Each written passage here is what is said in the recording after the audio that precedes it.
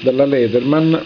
Vi faccio vedere il modello più piccolo dotato di pinze della serie, è la Squirt PS4.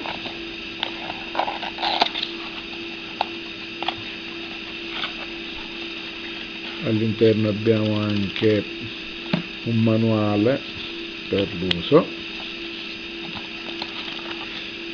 La pinza, come vedete, risulta davvero minuscola,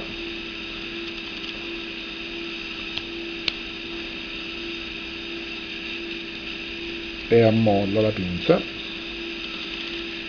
I materiali sembrano davvero ben fatti. Dal lato esterno invece abbiamo le varie lame, quindi qui cacciavite, vediamo se riesco ad aprirle, cacciavite più largo con apribottiglie. Abbiamo anche la forbice. Tutti aprono, questo è un lato, aprono e chiudono abbastanza bene, c'è un bello scatto.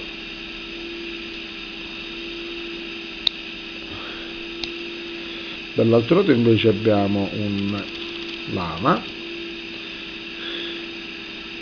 con il marchio, piccolo ma non si legge.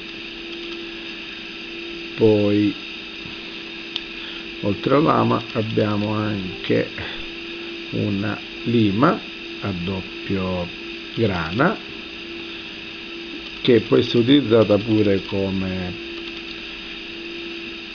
cacciavite. Un anellino ci permette di utilizzarla come portachiavi, dato che le dimensioni sono davvero esigue. Molto simile a questa abbiamo la clutch della Gerber,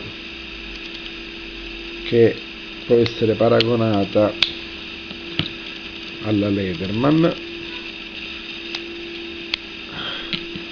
anche se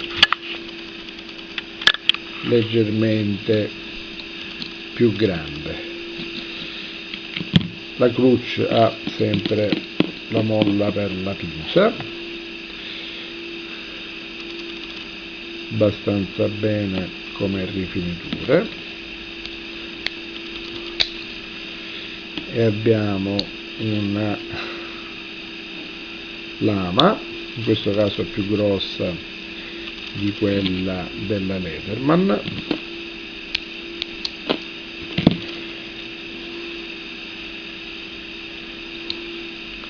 Da quest'altro lato invece abbiamo una pinzetta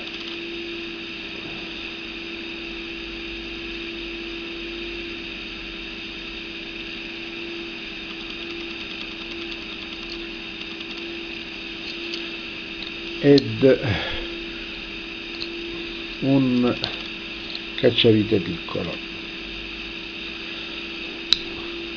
Dall'altro lato invece abbiamo una lima con foralattine e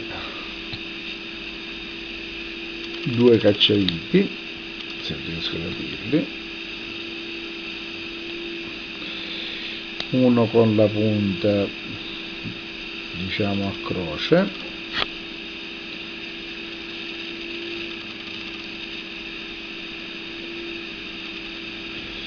e l'altro invece piano, cacciavite piatto. Le dimensioni si differiscono davvero poco con la Leatherman, anche se effettivamente sembra più resistente la Gerber, sarà anche per diversi spessori e le misure leggermente più imponenti. Entrambe possono essere usate come portachiavi.